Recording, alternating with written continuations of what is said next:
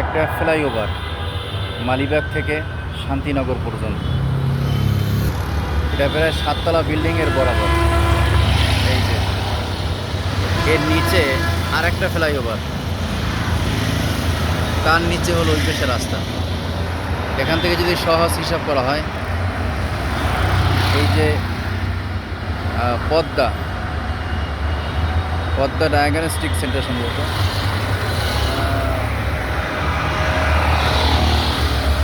diagnostic centre, এটা যদি দেখা হয় তাহলেই দেখা যায় যে এই যে বিল্ডিংটা, সাদা বিল্ডিং, এই বিল্ডিংটা 7 তলা, যেখানে 7 তলা যে এসি দেখা যায়, এসি বরাবর আমরা আছি,